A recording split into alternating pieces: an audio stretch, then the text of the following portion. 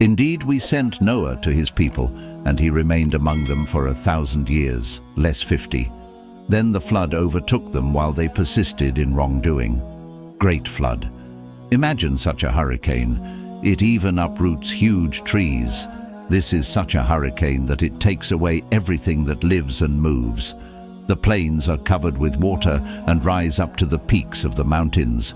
There is a magnificent ship on the waters, which seems like a miracle to have been built by man. So, will this ship be enough to save them in the storm? Number. The real thing that will save those on that ship is the faith and love of God in their hearts. Who is their captain? Prophet Noah lived for 950 years. This tall, long, bearded man. He has his eyes fixed on the horizon and is confident that he will be able to survive this terrible hurricane.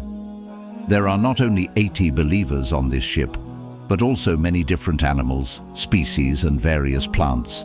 And every believer on the ship prays for this flood to end. Great flood and Noah's Ark in Quran. The flood is mentioned in the Quran as follows: "But we delivered him and those in the ark, making it a sign for all people." Surah Al-Ankabut 15. Prophet Noah was at the helm of the ship, and his lost son and wife were on his mind. There is great pain in his heart. Noah tried to convince his son for ark. He tried hard to convince his son.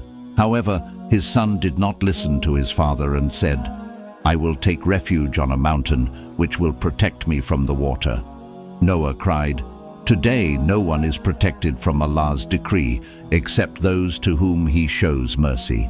Surah Hud 43.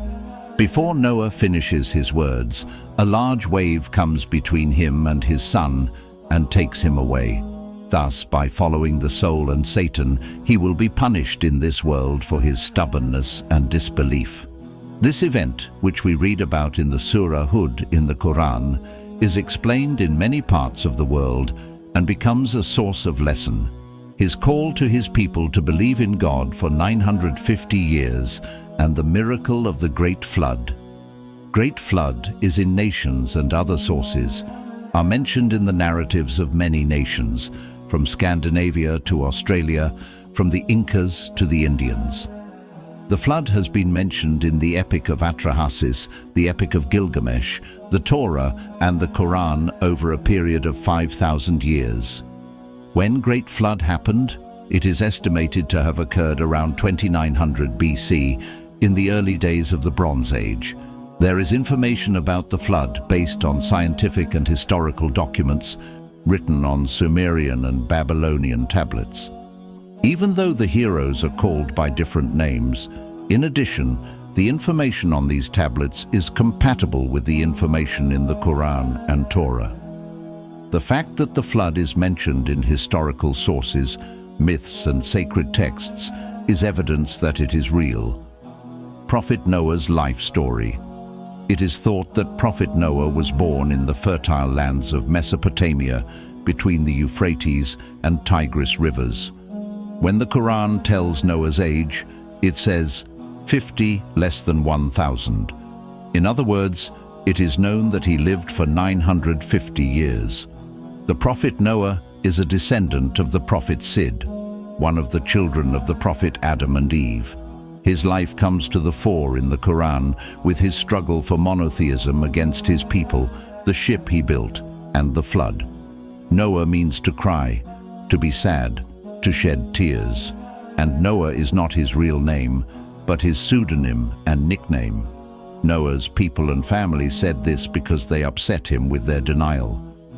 There is an estimated period of 10 centuries between Prophet Noah, who is known as the second father of humanity, and Prophet Adam. Ulul Azm, that is, the highest rank, is known as one of the most important prophets. Noah, who was sent to the society as a prophet, promises to believe in Allah Almighty, to obey His commands, and to invite everyone to do so until the end of his life, just as it is mentioned in the Al-Araf, Ayat 59. We had certainly sent Noah to his people, and he said, "O my people, worship Allah, You have no deity other than him. Indeed, I fear for you the punishment of a tremendous day." In the Bible, this situation is described as follows: "As it was in the days of Noah, so it will be at the coming of the Son of Man. For in the days before the flood, people were eating and drinking, marrying and giving in marriage, up to the day Noah entered the ark, and they knew nothing about what would happen until the flood came and took them all away." Noah's mission. So why was Noah's mission so difficult? Think about that society: an immense wealth, fertile lands that seem to have no end, and a deep sleep of heedlessness resulting from them. During the time of the first man, Prophet Adam, the earth came to life, and the human generation increased. After Prophet Idris, people worshipped by following his Sharia and took care to follow the path of righteous scholars. But we are all mortal. When scholars gradually leave the world, humanity falls into a void. Under the influence of Satan, they make statues of these deceased scholars to keep their memories alive and to respect their memories. But these statues are deified over time. In the Quran, it is said in the Surah Nuh, "Why idolaters worship idols," ayat 23, and said, "Never leave your gods and never leave Wad or Suwa, or Yaguth and Ya'uq and Nasr." These 5 names are probably the names of righteous people who lived in their time, and there is even a possibility that they were prophets who lived in their time. But then, so that the names of the people they value are not forgotten, they associate them with the place, and they make idols in the places they associate them with. In other words, over time, they turn into idols, and Prophet Noah is then sent to this nation. Thus, for the first time on earth, people began to worship gods other than Allah and associate others with him. In this geography, these people, spoiled by wealth and prosperity, gain strength from each other and begin to commit all kinds of sins without hesitation. Rich people know no limits in luxury and entertainment. Despite all this wealth and waste, wealthy people do not help the poor and needy. Idolaters threatened Prophet Noah. As if all this were not enough, they threatened to stone Prophet Noah. In the midst of all these distortions, Prophet Noah explains God to his people day and night. Prophet Noah tells them that the idols they take as gods will not be of any use. He has no demands in return for what he has done. He only expresses God's commands and continues his invitation. He said, "My Lord, indeed I invited my people to truth night and day, but my invitation increased them not except in flight." Surah Nuh 5-6. Because those who believed in Prophet Noah were the poor part of the society. Therefore, they did not want to believe, and they even advised Noah to expel them, the poor. The Quran explains the situation as follows: "And O my people, I do not demand from you any wealth for it. My reward is with none but Allah, and I am not the one who could drive the believers away." Surah Hud 29. When Prophet Noah explained the unity of Allah, both his son and his wife did not believe him. The situation is explained in the Quran as follows: Allah sets forth an example for the disbelievers. Noah's wife is disbeliever. The wife of Noah and the wife of Lot, each was married to one of our righteous servants, yet betrayed them. So their husbands were of no benefit to them against Allah whatsoever. Both were told, "Enter the fire along with the others." Surah At-Tahrim 10. Despite this, Noah remains patient until the end.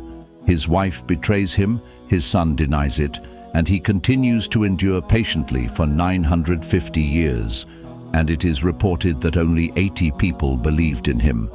According to the Bible, Noah's Ark and Great Flood in Bible, it is understood from the sentence that those who survived the flood were 8 people, including Noah. If he did not spare the ancient world, but preserved Noah, a herald of righteousness, with 7 others, when he brought a flood upon the world of the ungodly. 2 Petrus 22:5.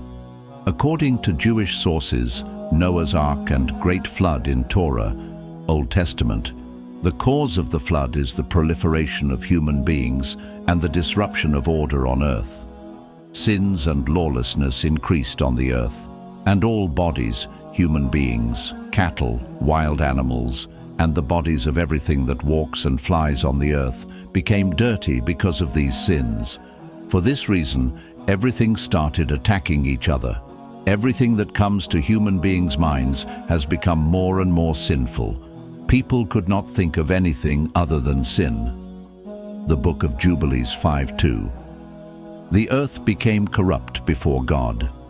Genesis says God wants to destroy disbelievers. The earth was filled with lawlessness. When God saw how corrupt the earth was, for all flesh had corrupted its ways on earth, God said to Noah, "I have decided to put an end to all flesh, for the earth is filled with lawlessness because of them. I'm about to destroy them with the earth." Genesis 6:12-13. How big was Noah's Ark, and how was it built? Make yourself an ark of gopher wood. Make it an ark with compartments, and cover it inside and out with pitch. This is how you shall make it. The length of the ark shall be 300 cubits, 135 meters, its width 50 cubits, 24 meters, and its height 30 cubits, 14.5 meters. Make an opening for daylight in the ark, and terminate it within a cubit of the top. Put the entrance to the ark in its side. Make it with bottom, second, and third decks.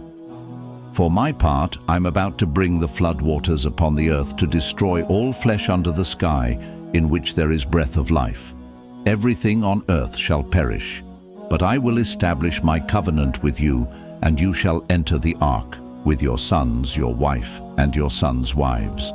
And of all that lives, of all flesh, you shall take 2 of each into the ark, to keep alive with you. They shall be male and female, from birds of every kind, cattle of every kind of creeping thing on earth. 2 of each shall come to you to stay alive. For your part, take of everything that is eaten and store it away to serve as food for you and for them. Noah did so. Just as God commanded him, so he did. Genesis 6:13-22. After great flood, what did Noah do? Prophet Noah tried and struggled until the end, indeed, until the end, to guide people to the right path. But there came a time when his strength ran out, and he said the following words, فَدَعَ رَبَّهُ أَنَّهُ مَغْلُوبٌ فَانْتَصِرَ. Quran, Surah Qamar 10,